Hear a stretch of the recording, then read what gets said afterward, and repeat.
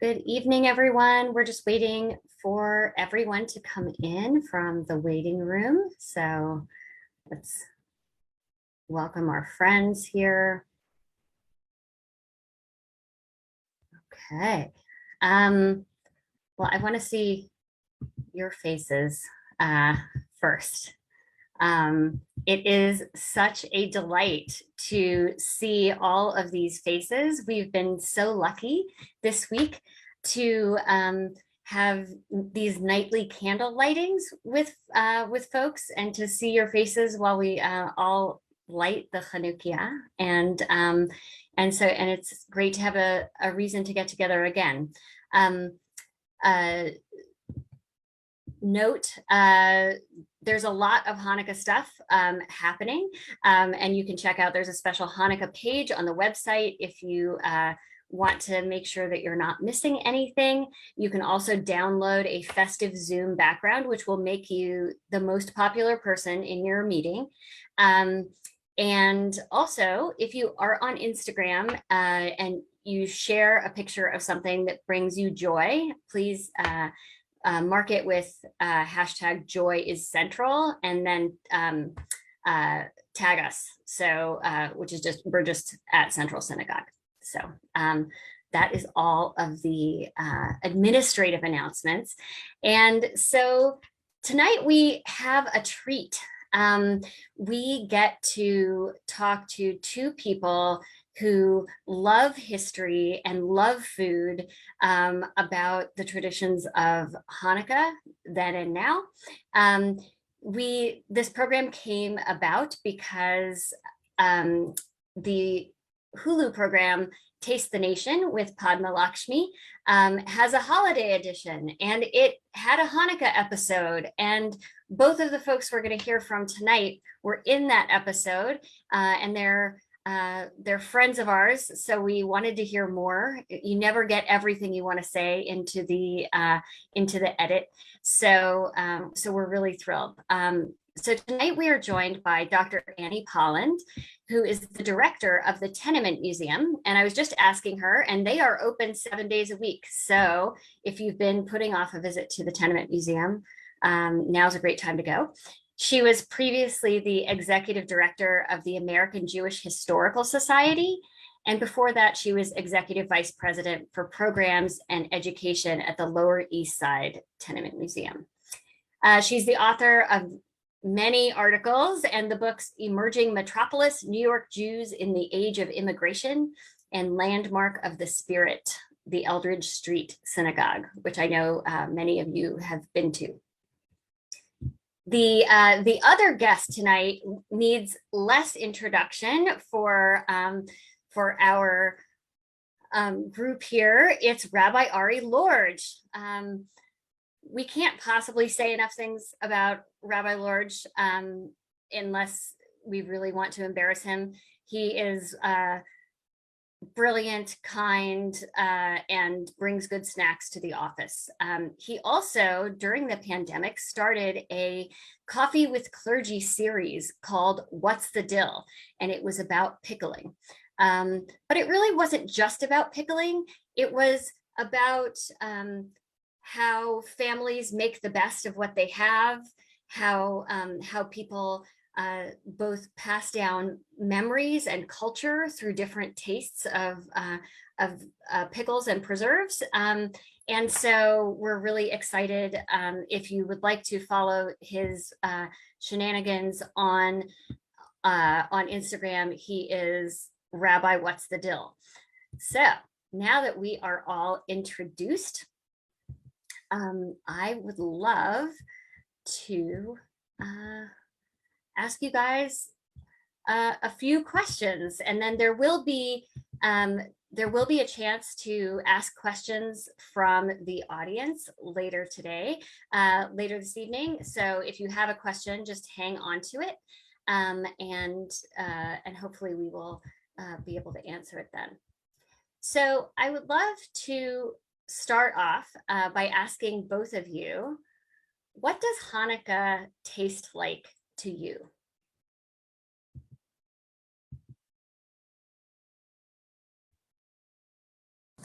I'll unmute first, having lost the game of waiting. For me, at least when I think of Hanukkah, I think of mostly the latkes my family made growing up.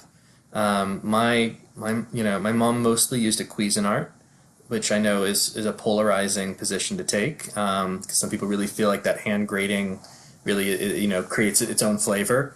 If there's no knuckles in it, it doesn't count. I know I wasn't going to go into the details of what those that flavor profile might be, but yes, and I've dabbled with hand grating myself, but I definitely think of that onion, russet potato, egg, and flour mixture with some salt. I was a very picky eater, so I didn't have applesauce or cream cheese on my latkes growing up for myself, and they were available, but I didn't have to take a part in that debate. And mostly like sort of the tin coin Hanukkah gelt, like that's sort of the memories I have of it. My practice has evolved and my tastes have evolved too. So I am known these days for bringing a sour cream and curry spicy sort of sauce that I make for the latkes, and that's kind of what I'm usually asked to bring to the party I go to, is sort of this curry sauce that I make. So that's, I think, what I would say. Great. I'll have to stop by your office. That sounds delicious. Uh, Annie, how about you? What does Hanukkah taste like to you?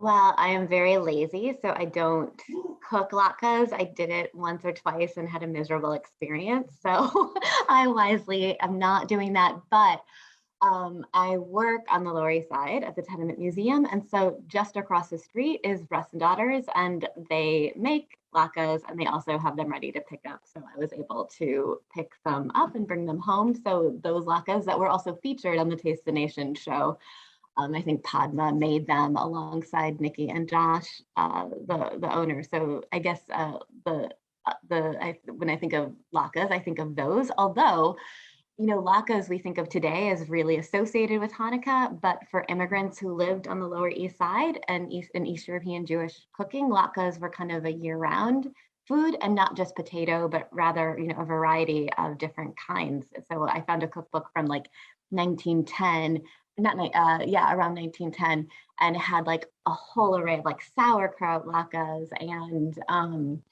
what else? Spinach, and just like all these different kinds of vegetable flavors that were mixed together. So although I guess when I think of latkes, I think of the potato and the kind of what we think of with regard to Russ and Daughters, but it's interesting to kind of think about the way in which latkes were really part of life year round. Thank you. Why don't we continue along that vein? I would love to hear, Annie, a little bit more about what Hanukkah tasted and smelled and sounded like on the Lower East Side at the turn of the 20th century, and how that differs from how it sounds and smells and tastes today. Well, I think, the same, we were just joking before the show started about the way when you make latkes at home, the kind of smell lingers a lot, right? The frying and the onions and that smell. And so if you think about a tenement, and most immigrants on the Lower East Side lived in tenements, which were very crowded places. Lower East Side at the turn of the 20th century was the most crowded neighborhood in the country. Some people said the world. And so I can't imagine what it would be like walking into a tenement hallway during Hanukkah, just because of the smells of all of that frying that would be happening. And interestingly enough, Ashkenazi Jews often would, I am told, I am not a food historian, so I just wanted to put that out there. That's not my specialty. And there are many people who know far more than I do. So I'm just repeating some knowledge that I've learned from others. But that the latkes would have been fried in kind of in a goose fat or maybe a duck fat in a lot of cases for Ashkenazi Jews, whereas the Sephardi Jews who lived in the tenements would have used olive oil. So just kind of thinking about even the different ways different traditions are shaping the way the latkes are prepared. So on the Lower East Side, I think a Hanukkah, just like today, right? The way that when Hanukkah falls during Christmas, there's a lot of lights everywhere. And we, I think our association of Hanukkah often is associated with Christmas lights, green, all of that. And on the Lower East Side, 100 years ago, it was the same. So pushcart markets would be celebrated, would have green bows and like, different kinds of different Christmas decorations would be part of the pushcart scenario. So when Hanukkah fell during Christmas, we would feel that kind of sense of Christmas as well. And reporters from the Yiddish newspaper and also American newspaper noted the ways in which if you were on the elevated train, because in those days there was no subway, so the elevated train would kind of run along the Bowery or run along First Avenue, what is now Allen Street, and Second Avenue. And so the train would go kind of on the first floor of or the second floor of a lot of people's apartments. So you would see the Hanukkah lights in the windows there, but you would also at times see Christmas trees because some people put up Christmas trees as well. So again, there was a way in which Hanukkah and Christmas really intermingled. I noticed for those of us who saw the episode of Taste the Nation, it was very focused on Ashkenazi Hanukkah tradition. And I'm curious, a lot of it was looking back historically, because that is what her show does, right? It looks at who are the immigrants who made America and how have they changed what we eat. But I wonder, was New York sort of fully Ashkenazi at that point in terms of its Jewish population, or were there other folks making different things? Well, you would have in New York around 1900, you'd have descendants of Sephardi Jews who had come, in the 1600s and 1700s. What's now She'erit Israel, right, was, came from that wave of immigration. And the majority of Jews in New York up until really the late 1700s and early 1800s were Sephardi Jews. So you might have some descendants of those Sephardi Jews as well. You had immigrants kind of in like after 1907, around that time, immigrants who were coming from areas of what were the Ottoman Empire, Greece, Turkey, and that. But so they had their own neighborhoods within the Lower East Side, but still were mixed among in the tenements. So at the Tenement Museum, we tell the story, for example, of Victoria Confino, whose family came in the second decade of the 20th century. So while the majority culture was Ashkenazi, and you would have Yiddish newspapers and all of that, you also had a smaller population of Ladino-speaking Sephardi immigrants who had Ladino newspapers and their own synagogues as well. So yeah, and that wasn't covered, I think, in her show. She didn't get to all the nuances. But what you could also say too is even among Eastern European Jews, you have Hungarian Jews, you have Romanian Jews, Russian Jews, Polish Jews. You could divide it as Litvak or Galicianer. So there was diversity even within what we call Ashkenazi Jewish life too. And of course, East European Jews and then German Jews who would have all been Ashkenazi and had very different, by the late 19th century, a lot of differences in terms of class and neighborhood and all of that. You'd said, not everything got, into the episode. And one of the things that we had talked a little bit about in the sanctuary even was I reached out to some members who, don't come from Ashkenazic backgrounds to ask them what some of their food traditions were. And so we talked a little bit about that. So somewhere there's some B-roll about some of the other traditions that exist around food and Judaism. But yeah, I mean, it's a tough feat for 20-something minutes to try to really, you can't really capture everything. So. Great. So Ari, I mentioned your pickling show earlier, and pickling is such a huge part of our collective memory or our collective imagination about the Lower East Side. And I wonder, is there a traditional Hanukkah pickle? And if not, which pickle would you recommend for Hanukkah? Well, I'm guessing Annie might have a better answer than I do. I don't know of a traditional Hanukkah pickle, which isn't to say that there isn't somewhere a tradition of pickling specifically for the holiday. Fried anything does scream for some acid, so I think there's probably some good history around things that would accompany a latke, and I don't know if where there is cabbage and there might be kraut or something like that. But it's the reason why you often have a pickle along with some French fries. In a lot of those joints is that those two things and those flavors really go well. Fried fat really asks for something salty and acidic. But and going through some of the books I have, there are some pickles that specifically use olive oil, and so I'm curious to. I haven't tried them. I'm curious to try them. I'm trying to remember which book it is that I saw that recipe in. I'll find it in just a sec. But I'm curious to hear from Annie because I think she might have a no. She's not. Maybe not from the head shake. So I would love, while we're here, Ari, to hear a little bit more about your passion for pickling and preserving. I think folks have so enjoyed the variety of things that you've shown us. So what is that about for you? That's something I started about 9 or 8 years ago. So before the pandemic, I started pickling. It was before it got super trendy, especially during the pandemic. It got even trendier to the point where you couldn't even get mason jars for a decent price anymore. And ball jars are, you still are having, I think you probably have a hard time finding them. I see Sue Dorn's on with us, and she's part of a small group that understands that if you lend somebody a mason jar, you return it or at least preserve it for when it might be of use again. But I mean, a part of it was I couldn't really find exactly the pickle I wanted, even in New York City. The closest I got was the pickle guys, who are obviously still there, and were also featured. I mean, that storefront is relatively new, I think. Yeah, I'm getting a head nod from Annie, which makes me feel good about that. But they have a half sour that's with chilies, and so you have both a sort of a newer pickle that's spicy, which is my favorite thing. So I tried to create something similar or a little bit more catered to my own tastes, and it was at the time just before the high holidays, and I had already cleaned my apartment and run out of things to do to stall for time to put off writing my sermon.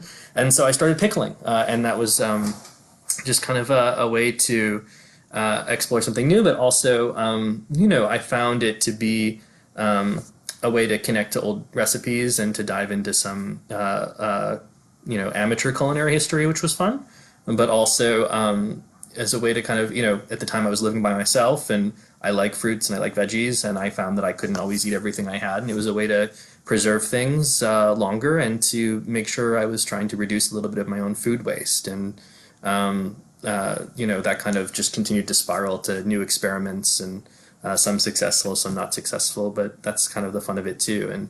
And from there, starting with vinegar brines and then going to fermentation and then doing jams and just kind of exploring different avenues that it kind of opens up.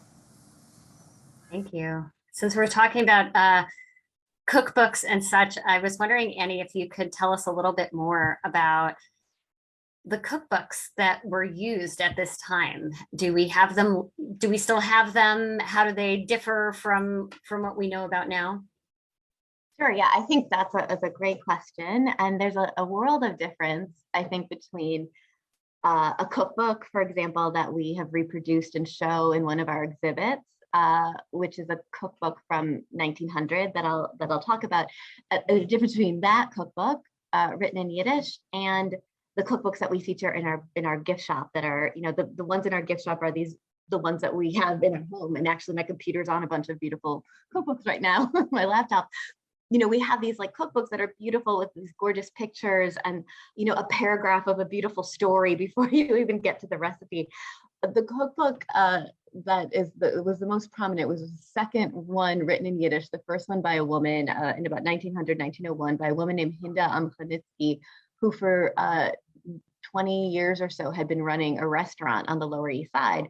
And so she publishes what, to us would look like a pamphlet with a picture of herself on the cover wearing a sheitel, so like wearing a wig, and you could tell because it's a very pronounced kind of part in the middle, and her hair is back, and I think a lot about the way in which that picture was sending a message to the prospective buyers, the housewives of the Lower East Side, who would be walking by a pushcart, you know, maybe missing their mother, maybe missing their great aunt or their aunts or women who could give them advice.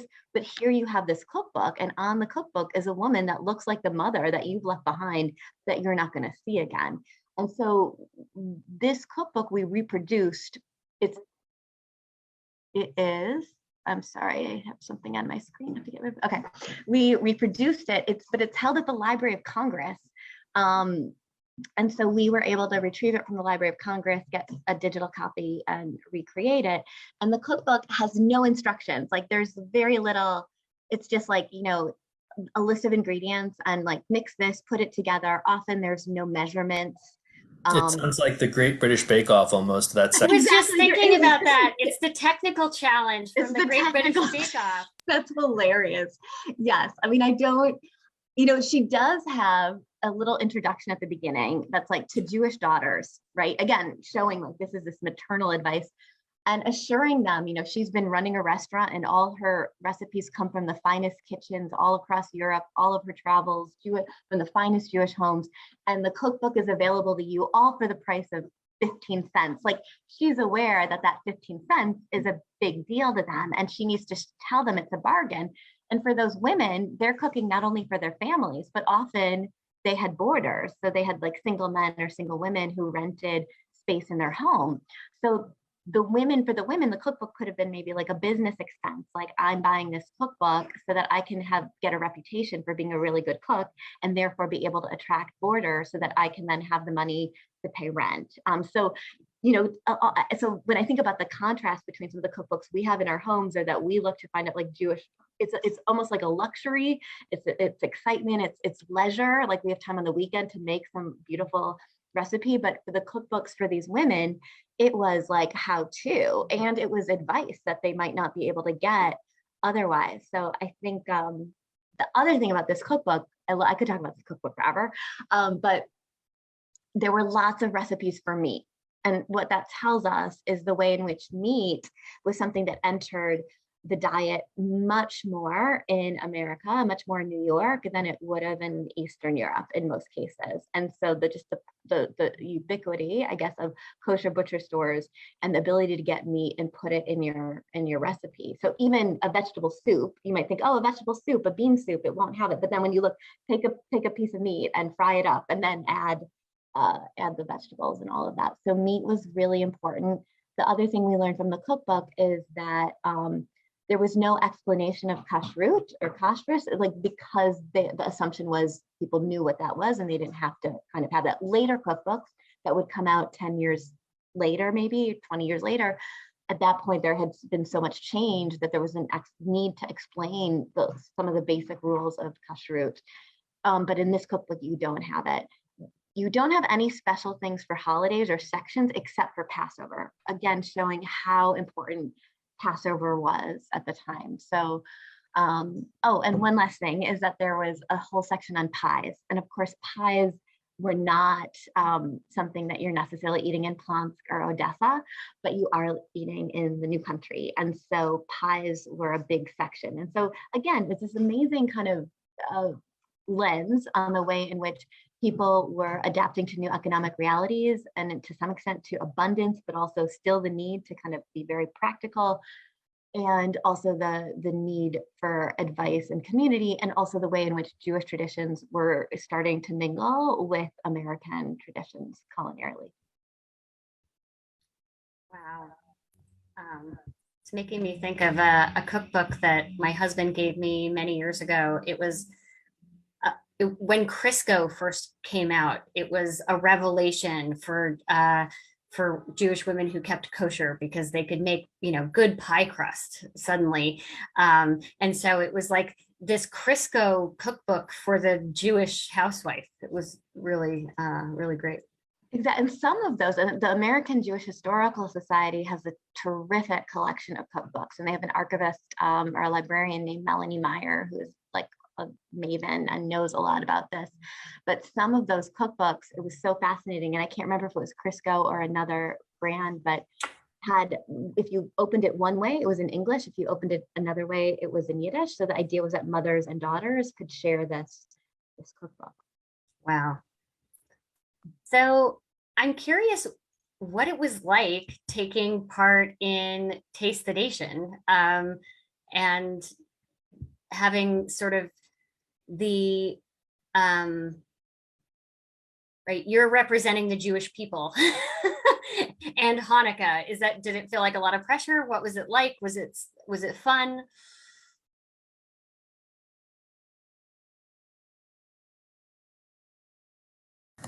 I found it to be a fun experience. I definitely, felt some pressure as somebody who had watched the first season and really admired the perspective that she was putting out and the vision of what the fabric of America is that she was laying out, and really respecting that, and then being very excited to offer a chapter about our tradition and our experience here that would be intertwined with that. That felt weighty, but I found her to be an incredibly she was somebody who really kind of puts you at ease very quickly, and she is I would say as funny and charming as she appears on TV. She is in person. We actually filmed not at all during Hanukkah time. It was, I think, May or something like that. And the synagogue was still without air conditioning because we were doing all that construction at that time. And so it was blazing hot in there. And she had this ginormous fan that she was using to keep herself cool. And she saw me in my suit and she just started fanning me. And she said, "I think you need this too." Like, very, very gracious. And she clearly had done a tremendous amount of research. I was, I think, a little bit later in the filming, but she knew a lot about the traditions, and so I think I wanted certainly to represent our synagogue, but also liberal Judaism, and to provide a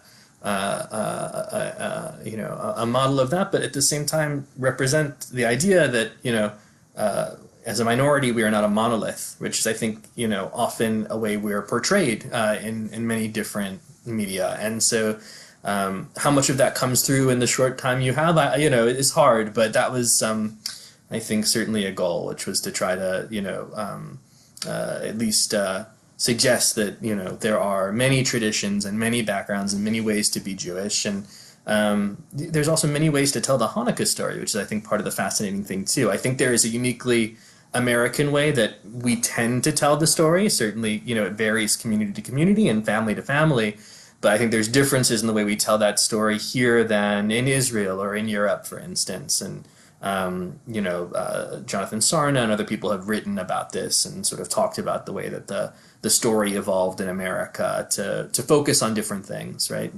Can you give us an example? Well, I think in America we tend to really focus on the idea of religious freedom and the idea that we can live out religious freedom, and that's something that we were fighting for, right, against religious oppression. I think, especially if you look at early Zionist Israeli tellings of the story, it's much more focused on a national liberation, right, for obvious reasons. But the telling of the story becomes much more focused on autonomy and national liberation than in America, where it's about sort of religious pluralism, per se, and also sort of the push and pull in America to both be distinct and fit in, right, is not necessarily the way you're going to tell that story in Israel, where that's not the concern when you're the majority culture, right? In America, there is this push and pull in the way we tell that story, that it's about freedom for us, but everyone gets freedom. And look, we have this holiday at the same time some others might have holidays, and it's similar and different, but similar, and I think that push and pull doesn't exist in other communities quite to the same extent in Israel. Thank you. Annie, anything you want to add here? About Padma and filming? Or yeah. Well, I agree with Ari completely. Padma was very lovely and with everyone at ease. I joked to my staff that I took one for the team because I was filmed next to Padma Lakshmi. She's so obviously so beautiful. But she was very, very kind, very gracious. And I also want to kind of do a big shout out to her staff that did a lot of work in advance to kind of research, find out materials. There's a lot of back and forth where we sent recipes and all sorts of things. So that I think they did the kind of production team was wonderful and really great to work with. And they were very respectful of our space. Filming in a tenement is difficult just in terms of access to all the cords and all the things that you can't really sit on certain furniture and all of that. And they were very gracious and wonderful to work with. So that was terrific. I have to also admit though, in advance when they told me, oh, we're going to do this program on Hanukkah, I'm like, oh, really? Hanukkah? There's so many other holidays that are much more fun to talk about. And I spent like 15 minutes trying to tell the poor researcher why we should not do Hanukkah. But she was like, oh, I'm so sorry. We have to do Hanukkah because of the timing that this is coming out. And I'm like, okay, so we'll work with this. But so yeah. if you had a choice of a holiday to highlight the food of for this series, what holiday would you have chosen? I would do a couple. It's hard to say which one, but I would say the high holidays like Rosh Hashanah, Yom Kippur were fascinating at that time period, and were so widespread and so observed. I would also say Passover, right? But for so many of the reasons why Passover is prominent today too, but it was a huge part of life on the Lower East Side and in the immigrant generation. And then Sabbath. Sabbath, you can learn a lot about the East European Jews, and to kind of get a sense too of I'm getting all choked up thinking about the excitement of talking about some of these other holidays other than Hanukkah. You see your mason jar, Annie, and we're going to be over to borrow it. Come on over. So Passover, Hanukkah. So Hanukkah. So to give you a sense too of, I just don't think Hanukkah was as important in this generation as it would become later. It was becoming more important than it had been.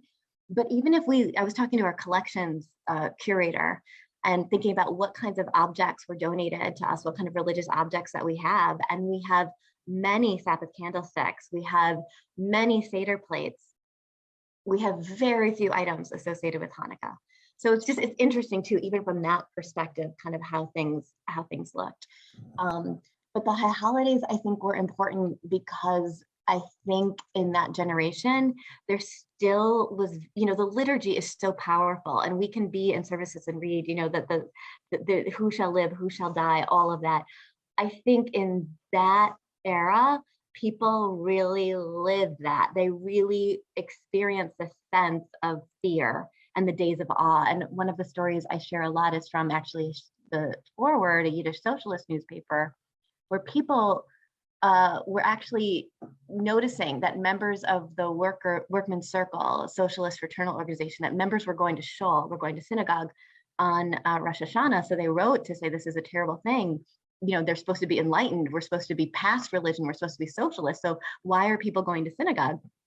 And some people wrote, I don't believe, but I have to live with the wife the rest of the year. So for 3 days, I do what she needs me to do, and then I can live with her the rest of the year. But others wrote, really earnestly, really sincerely, I went to all the enlightenment lectures. I thought I was enlightened, but something happens with this season, and my heart is filled with dread, and I need to go to synagogue and to pray.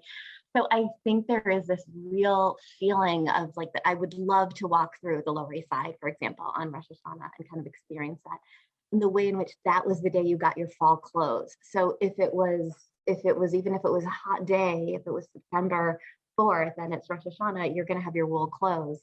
And what that was like to sit in shul when it was so hot and steamy.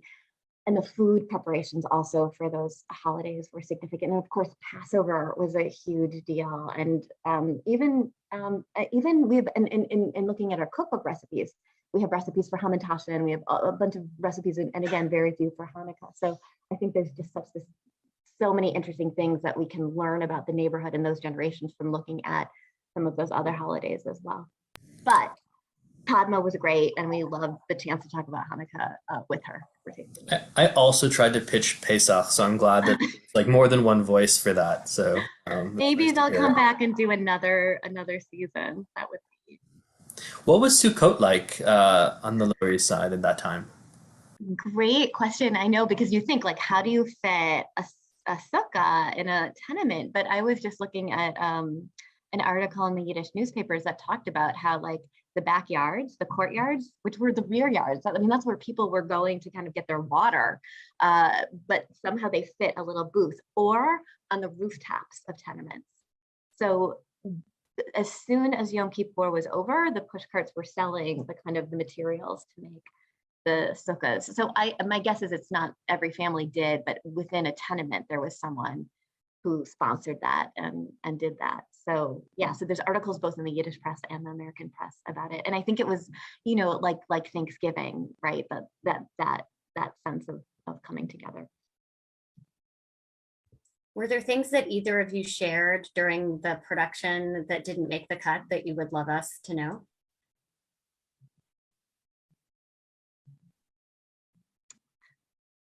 There was something where, you know, like these things you get taken, you get cut up and edited so much. So sometimes you might kind of give a fuller picture, but then like the soundbite is taken out. So I told her about an article I had found in the Yiddish newspaper, which was the Vorheit and the Truth. And there was an article that I actually printed here, and it says, "Wenn Iden und Christen wohnen in ein Tenementhaus," like when Jews and Christians live in one tenement house. And it was an article about the way in which, you know, we think of the tenements now as the Jewish Lower East Side is all Jewish, but it wasn't all Jewish, even if it was the majority Jewish. So this article was actually talking about relations have never been better between Jews and Christians than they are in tenement houses, because people learn about each other. And one of the things they do is to learn about each other is exchange food. So they use the example of a Jewish woman bringing latkes over to her Irish neighbor, and her Irish neighbor maybe bringing clam chowder to her. But then the article also goes on to say that they might not have tasted the food, but they were gracious with each other. So I really didn't want to give the impression that all these Jewish women in tenements were eating clam chowder. So I just, that's something I would have gone back and would have liked, you know, more context. So, and also the opportunity to make that broader point that exchange was signifying. What about you, Ari? You know, I told a fuller story of the Hanukkah story that actually got in, you know, and like I said, I talked a little bit more about, you know, non-Ashken normative aspects of Hanukkah and Hanukkah celebration. But you know, I also told a little bit more about the synagogue's history and how in some ways it kind of mirrors this push and pull that an immigrant community feels about wanting to be distinct and also at the same time fit in, and how our architecture mirrors that. How, you know, in some ways, you know, we were a community that moved out of the Lower East Side, and, you know, during a period when we were trying to build edifices that would at one time say, we've made it, we're here in America, we don't need to, you know, build our synagogues in a way that they would blend in, like you'd see at Toro Synagogue, for instance. We can build a grand edifice that would rival a church in the area, and yet we're going to do it in the style that says, you know, the word they would have used at the time when they were writing about this is, you know, it's an Oriental style, right? It's meant to evoke the East, right, and our Middle Eastern roots, and so they use Islamic architectural features in that Moorish Byzantine revival style to say we're not the Gothic Church, we're Hebrews, we're Israelites, right, and so they built in a style that would both be loud but also show that they're distinct, and that in many ways, you know, that kind of mirrors this sense of what we're, you know, the way that we end up telling the Hanukkah story. But you know, I think that. You know, as we said, that popularity, and I think that sense of it at least in a lot of the history, you know, is more of the interwar period and just the pre-World War I period that kind of really starts to ramp up. Yeah, and just to underscore your point about Moorish architecture, you know, Moorish architecture wasn't used for anything, so it just really stood out. And so, you know, I think often Central European Jews are depicted as wanting to assimilate and all of that, but the fact that they are building these synagogues, and Temple Emmanuel was built like that, and several others, and Central Synagogue was, it just was a huge announcement, like, hello, we're here and we're different and we're okay with that. I think it's so significant. Well, it's so funny because today people will often remark to me, oh, it looks like a church. I'm like, no, that's the whole point. No. It doesn't. it doesn't look like a church. But I think that's sort of lost on us today, and you know, we don't appreciate the nuance of it anymore. But yeah, the message was, you know, we're actually not that, and that's what's important. Even as we're trying to, you know, even as we belie the point in some ways in the way that we're building it too. And then the Moorish style makes it back to the Lower East Side. If we think about Eldridge Street Synagogue, which was built 1887, and you know, they are looking at Central Synagogue, and they're looking at Temple Emmanuel, and they're looking at these Moorish synagogues that have been around. But I don't know if when it was built, then people said, oh wait, it's like reform, and people got worried that this would be reform. And in order to underscore that they were indeed Orthodox, they actually put in their seat contract that if we ever have men and women sitting together, you will not only get back the price of your seat, but double the price of your seat. So like they were feeling the need to show that even though they have this Moorish architecture, which now is associated with Reform Jews, that they indeed are following the Orthodox rules of separation. Sort of the nuclear option right there is sort of what into their bylaws for them. Yeah, it's always important to have a shul that you wouldn't set foot in. Well, I'm curious if there's one thing that you would love for us to take away from either the episode or the conversation, or anything else that you sort of came up with in your preparation for speaking with Padma. What do you want us to learn about this holiday? Something that it didn't come up, but I found in my notes as I was going over my notes getting ready for tonight was I was looking at Claudia Roden's book on Jewish cuisine, and she writes, and I think in the introduction, that every cuisine tells a story, but Jewish food tells the story of an uprooted, migrating people and their vanished world. It lives in people's minds and has been kept alive because of what it evokes and represents. And I just thought that was such a beautiful description of our cuisines, because you know, what that cuisine would look like in different homes would be different depending on where they came from and how they're blending their current situation with the past, and yet because it ties us to these stories of where we've been and where we left and what was. You know, it's not just food, right? It's so much more than food. It's memory. And, you know, as we've kind of said, that exists for Hanukkah. It exists for so many of our holidays and our shared moments. But in some ways, when we make this food, we're also breathing life into vanished worlds and the vanished worlds of our ancestors. And so in some ways, you know, it's not just food, and we know that because we bless it before we eat it, but it's also a way to honor a past and generations, some of whom we know and some of whom we don't. And so if you're annoyed at that latke smell that's pervading your home, you can maybe chalk it up to that and feel a little bit better. I was just thinking that. I was like, it's the onion smell in my coat closet is going to be much holier now that you've put that spin on it. What about you, Annie? What do you hope we learn about this holiday? Well, you know, I was thinking a little bit about what we were saying earlier and what Ari was talking about that in America, Hanukkah is associated with religious freedom. And that's one of the ways that we've been kind of thinking about how we position our understanding of this holiday and who we are in this American context. And also I've been thinking about the kind of the way in which Hanukkah often is with Christmas, in part because it's not this year, and it's really hard for me when it's not at the same time as Christmas, just because I did not get myself together for presidents. I'm a terrible mother this year. But I also think that it's interesting for us to think about how we maintain Jewish traditions in this environment of America, as well as think more broadly about intergroup relationships with Jews and other groups. I think that that's also such a core part of thinking about this. And my stepfather's father in Milwaukee in the 1970s started to do something where he found out someone in the neighborhood had to work on Christmas, and he felt so badly that this person had to work on Christmas.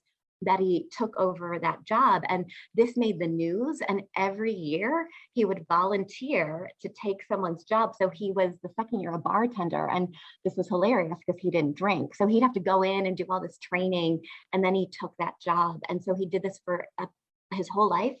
And it was in the national news and all sorts of things, and I just learned that there's a new children's book about him. But so I guess, thinking about the holidays for my own family and thinking about like what I often think is so interesting is thinking about how this country in its brightest moments has afforded Jews certain kinds of relationships with their neighbors that are really, really beautiful, that don't require giving up who you are, but rather is a moment to be who you are as a Jewish person and do something that helps others. And I guess I'm thinking about that a lot lately because I am very worried about the kind of moment we're in historically and the way that people are rushing to judgment, and they're fearful instead of being as open and understanding as I think the potential of this country allows for. I would just say, if anybody hasn't seen the first season of this show and only watched the Hanukkah episode, go back and watch that first season, because so much of, I think, what Annie's lifting up is beautifully captured in really nuanced, lovely ways. And not only is it an incredible window into some other food traditions, but it really lifts up the best of what we are. I agree. It's a wonderful show. That first season. Okay, folks. Well, we have time for a few questions here. Abby Goldman asks where we can access the program. It's on Hulu, and I believe you can get, a free trial. So if you're willing to watch all of the episodes back to back, you can enjoy the whole series. We have a question about where can you find a good challah recipe for Hanukkah? I think people know that you are also a challah connoisseur, Ari. Do you do anything special for Hanukkah with your challah? I don't, to be honest. I just make the challah. I've seen lots of people shaping their challah into Chanukiot, and so you don't have to necessarily do anything special to the recipe. You can just shape it. Easier said than done, maybe, but you really can just shape the dough into the general shape, and it'll bake out that way. And you can even get creative and maybe like put sesames on the flames or something like that, or egg wash the flames, don't egg wash the rest, and kind of create an effect that way. I'm trying to think. Maliyeh is somebody who does a lot of baking with Hanukkah in mind. She just put out, I think, a ragalach recipe for Hanukkah. In her cookbook, she has all kinds of creative challah variations, but I don't think she has a specifically Hanukkah one. You can always swap out the regular oil with olive oil, knowing that you'll have a slightly lower temperature at which that's going to kind of start to burn. So you just have to watch it a little bit closely when you're in the oven, and that'll give it a different flavor. Those are the ideas I have off the top of my head. That's much better than I would have done. I love the idea of the different sesame seeds. Go for it, Art. You could also take those really old tin wrapped gelt, and you could unwrap them and just create little mini challah rolls, and just press the chocolate gelt into it and then cover it up. Chocolate stuffed challah is wonderful, talking from experience, and you'll know that it's gelt, and you can tell people that it's gelt, and that might be enough. Terrific. There's also a great bakery on the Lower East Side, because you're going to go to the Lower East Side to get latkes at Russendaughters, and then you're going to go to the Tenement Museum on a tour, and then after you can reward yourself with a trip to Michaeli's bakery. It's on the bottom of Orchard Street and Division, and it's amazing. An Israeli baker, I think, who had been part of Breads, but then has his own place, and the food is incredible, and he has all sorts of different flavors of challahs and rugelach and everything. So huge thumbs up for that. Great. Okay. Is there any more questions from other folks on the Zoom? Do you have any questions for each other? Ari and Annie? I feel like I could just listen to a discussion of that cookbook and so many. And as somebody who's a really nerdy fan and incredible fan of the Tenement Museum, I'm sure we could spend a lot more time. But I guess I'm trying to think offhand. I mean, I was wondering It's about, okay. It's well, I was wondering about the latkes that you were sort of saying would be made from different, sometimes vegetables like cabbage and spinach. And I guess like those are winter accessible vegetables for the most part, right? So you can still get them fresh around Hanukkah time. And is that sort of why we're using those kinds of vegetables? Because they're still something you can get in season, whereas other things would have been preserved at this point already? That's possible. I think a lot of these recipes are from different parts, so I don't remember what at what point in the season. But certainly the kind of abundance and there would just be so many more vegetables available to people in New York than there had been. So I think that's one of the ways in which that was experienced. So one of the things that I really loved, Ari, about your segment in the show was how you talked about the Chanukiot being light, but that the light shines out, and that really the light is meant for everyone. And so I'm wondering if we can close by each just making a wish for the folks who are on tonight, a Hanukkah wish, to sort of send us off into the evening.